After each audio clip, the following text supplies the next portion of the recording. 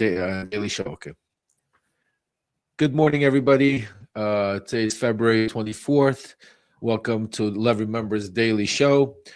Today we have two very hot topics and breaking news. First of all, Ukraine is opposing the size of mineral funds to be paid back to the U.S. war aid.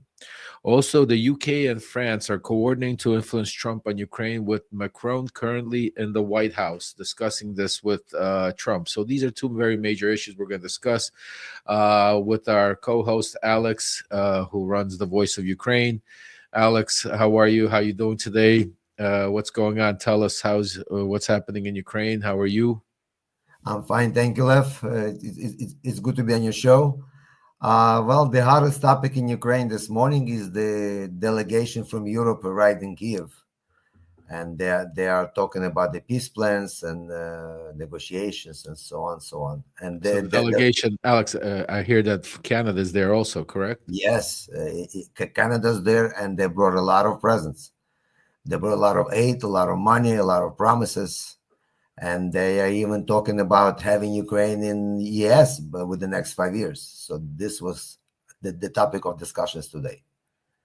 Obviously, a pushback on Trump and the way Trump has been treating Canada and the way Trump has been talking about Ukraine and the allies, European allies. Obviously, it's a show of force, I guess, to show Trump that basically they're standing behind Ukraine. Yes. And also yesterday, Zelensky had a press conference in which he said that the second deal that was offered to Ukraine on the minerals is far worse than the first one was. And they're saying that the deal is even worse than any country that lost the war had to sign. So they're saying there is no way they're signing this. Well, let's stop there for a second. Let's go into that and understand, first of all, what Zelensky's talking about, what Trump's talking about, what deal they're even talking about. So first of all, we have a problem with the dollar amount. You know, Trump is out here talking about that we've given over $500 million American aid, and he wants, I think, 350 million, or it goes to 500 million. I mean, it's like the condoms, you know, to Hamas. One day it's 50 million, the next day it's 100 million. Next day, Hamas is taking condoms and building bombs. Same thing here with Ukraine. I mean, the aid just keeps going up and all over the place. So we don't really have a real number. Zelensky says it's more like $100 million. And again, let's start off with this. I definitely believe that there was, you know, some sort of corruption. There's always corruption going on during wars, during aid. So should we check out? Should America make sure that we see where the money went? Absolutely, but not right this second. This is not a time to start auditing, start doing elections, and start doing all these things that Trump is calling for. So that's the first problem. It's 100. You know, we have a Trump saying that we need $500 million worth. Zelensky saying it's only $100 million worth. The second problem is Zelensky saying that he has done a deal with the Biden administration where that money came as a grant, where he didn't borrow any money. Ukraine didn't, ask to. I mean, they asked for it. Let's reframe. Let's go back. They had definitely asked for it and begged for it, but the deal was basically that they didn't borrow the money, they received the money as grants. Also, keep in mind the way the money came and the way the U.S. used that money. A lot of people misunderstand and think that we just gave Ukraine $100 billion. No, most of that money, probably 70% of it, if not more, I'm not going to go off percentages, went to our own military industrial fund, the American fund, where, you know, basically we were able to use that money to build new weaponry, get new ammunition, and then use the old stuff that we were, instead of throwing it out, we were able to basically use that as the funds that you hear, the dollar amounts that we sent over to Ukraine for them to use in their war against Russia.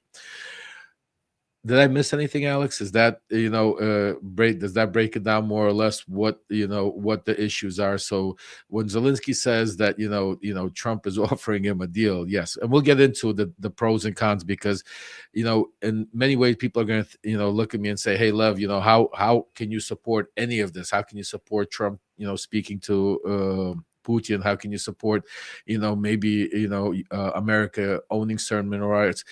And I'll explain that, because I think that definitely for the benefit of Ukraine, the closer it is and the more it has a relationship with the United States, I think, especially in the position they are today, and especially with the way it's happening. And because you have to keep in mind, That's the administration that the United States and the world is dealing with. So you could imagine, you could pretend, and you could hypothecate on a lot of things, but you have to deal with who's in power today. And that is Donald Trump. That is Vladimir Putin. That is Zelensky. These are the people that are in power. So these are the people you're going to have to deal with, and you're going to have to make a deal with. So, like it or not, people, you have to get over the fact and move on from there as to be able to cause peace, because we need the war to end. We need the fighting to stop. And I know a lot of it's very easy to sit on a couch somewhere 6,000 miles away and say, you know what, don't take this deal, or don't do this, or don't do this. But also keep in mind that there are people dying every day. There are people without food every day. Parents. So always keep an open mind, because we do want some sort of deal to happen. We want this war to end. But with all of that said, Russia is the aggressor. Russia needs to get the hell out of Ukraine. Ukraine needs to get back their sovereignty, and then we need the war to end and then move on from there. So, Alex, why don't you tell us a little bit about what were the deals that were offered to him, and what did he turn down, and what are the next steps? Where are we at right now?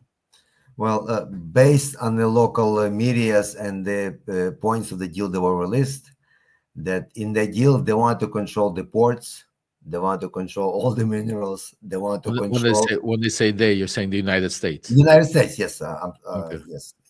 In that deal, United States controls the ports, the gas, all the gas that's in the land, the oil, all the minerals, all the metals, everything. And the deal was first America gets all the money back, and then Ukraine will get theirs. So basically, it's a deal. What does Ukraine get for all of that? Okay, so we understand America. So Trump wants to have control of all the basically the port rights, the mineral rights, the oil and gas rights, to be able to recoup this $500 million imaginary number that he's put up there. What is he willing to give Ukraine in response for that? Is is the United States giving it security, making sure that they'll protect it if Russia invades or any other person invades? What are we giving Ukraine in return? Well, in return, Ukraine got a verbal guarantee that if you do business in Ukraine, you don't have to worry. Nobody will attack you. verbal guarantee. Verbal guarantee, yes. Otherwise, it was like, the investor's point of view, less money in, first money out. That was the deal. And basically, if Ukraine starves, meanwhile, nobody cares. How Ukraine is going to live, nobody cares. That was.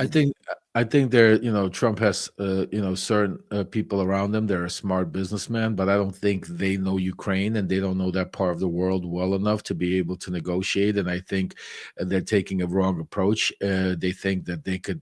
They don't know the Ukrainian people. I mean, you spoke about this a little bit offline, that, they're taking the approach, whereas they're going to think they could force them into doing something. Whereas Ukrainian people are a little bit different. If you go back in history and take a look, they get very stubborn, and the opposite happens, when you try to, and, Trump, I think, should have learned that with the first, going back to 1819, where, I was involved in when Zelensky first came on the radar. I was sent there by Trump, and if you remember, to be able to make a relationship and have him to announce an investigation. And this looks like we're going back 4 years basically with this deal. It's like Zelensky, we would negotiate, we would send people to speak to him, he would be on the verge of making an announcement against the Bidens, and then at the last second he wouldn't do it. Same thing here. It's like you see, the Trump administration is trying to cut a deal with them on these mineral deals. You hear that it's about to be some sort of deal cut, and then at the last second, Zelensky says, "I'm not going to do it." So it's interesting to see how this plays out. But I definitely agree with you. I don't think that Zelensky is going to sign that sort of a deal. I don't think he's capable of signing that sort of a deal as far as Ukraine goes. But also this other thing about elections. You see this big push being sent in that there should be elections right now. I think it's definitely Putin's way of trying to take over Ukraine, like he's always wanted to do, without actually fighting through a political way. Because what's the easiest way to think about it, to be able to take over and stop this war? If you have all of a sudden elections, and if all of a sudden, if you could actually hold these elections, because you have to keep in mind that the country is at war. More than half of the population has either left or the country to different parts of the world, or has, left where they live. From so I don't even know how you would hold an election. But let's say even if you do hold an election and somehow all of a sudden a pro-Russian government wins, that basically ends the war. I mean, that basically, ends Ukraine's sovereignty and ends everything you have. And that's easier than bombs. So you have to be very carefully with this push that we're hearing about, hold elections. We need to have a free and fair elections. Zelensky is a dictator right now, because right now, God forbid you get somebody in that's pro-Russia, there's an end to Ukraine. So, Alex, yes. So let's talk a little bit about what's going on. I know you mentioned that all of these European leaders are united around about Ukraine, and they're basically standing up to Trump and basically America and telling him, listen, we're going to stand strong against Russia. You have Macron right now at the White House. We're waiting to see what's going to happen. We're waiting to hear the press conference between Trump and Macron, and hopefully we'll be able to play it live here when it does come out. But what's happening? I mean, you hear UK, I think, has put on new sanctions. You hear the new chancellor of Germany coming out. This is a anti-Trump chancellor, even though Trump, I think, mistook who won and congratulated the other side. I think there was a tweet on Truth Social, but that happens. To Alex, what's going on with that? Tell us your opinion. What's happening? Well, but based on the information after the summit that was held last week in Europe, where Canada was also part of the summit, in several days, this morning on the anniversary of the 3-year war, all the leaders of the European Union came to Ukraine, and the other two that's part of the European Union, they're going to America. So they do delegations went separate ways. And when Europe came today, they show strong support for Ukraine. They totally against elections in Ukraine. They are totally against any peace deal in Ukraine, because without Ukraine and Europe, they're saying Ukraine is part of Europe, and there is no way these peace talks can be done without Ukraine and Europe. And they, like, I'm going to repeat myself, they are totally against the elections, because the moment you start elections in the country, you divide people, and when you divide people, you lose strength. So there is no way you can win the war if you divide people, especially when you have so many people with weapons. You're going to have a shootouts on the streets because of different opinions. So I believe it's I totally agree with what you're saying. It's impossible to hold elections during the war. Plus, in the constitution of Ukraine, it says there is no elections during the war. It's interesting. I'm watching this live feed, and we're going to try to see if we could put it up there. Right now, Macron just arrived at the White House, and also, you see them right now talking about European leaders, as we're talking about visiting, Kiev. Today marks, I think, today is the 3-year anniversary since the war started. So it's, big day. And I think the support that everybody's showing, I think right now they're showing a picture of the Canadian president, Prime Minister Trudeau. I think he's there also. Is that correct? Am I correct? Yes. Trudeau's there.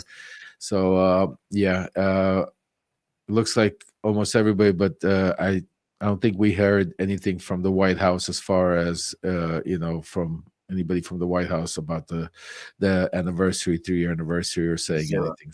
Zero. Yeah. Nothing. Well, Alex, I want to, it's one of those days that we have to gear up. We're gonna have lots more of these days. Okay. And by the way, on the anniversary of 3-year war, Russia has sent over 500 Shaheds on civilians, on the cities of Ukraine. 2 nights in a row, it's been air you can't even breathe in Ukraine. From what I heard, it's been bombardments. Crazy. And on that, I just want to say, that's some of the stuff you're going to hear here on Lev Remembers is you're not going to see it on CNN or MSNBC or Fox. We're going to bring it to you live, uncut, inside story on both sides of what's actually happening. And that's the president Vladimir Putin sent Ukraine. He sent them over 500 shihads in the past day or two, where the Ukrainian people are, worried for their lives. And in the meantime, the United States is, trying to, I don't know what the right word, strong arm, hustle, uh, racketeer. I mean, you name it. But here we're trying to get $500 million worth of minerals from Ukraine while they're trying to survive and live another day. So, folks, thank you for tuning in. Thank you for coming in and watching Love Remembers. We're going to be here daily from 11 to 12. We'll also be coming up live on Breaking News. Please follow, subscribe. Also, follow and subscribe on Lev Parnas Substack, Twitter, Instagram. Follow my feeds. I'll be here on the daily to be able to bring you the insight, not just the news and not just to break it down, but we're going to have great guests, but we're going to talk about the inside scoop of what's really happening in between Ukraine, the White House, and everything else in the world. Thank you again. Have a great day. Thank you for having me, Lev. Glory to Ukraine. Slava Ukraini. Героям слава.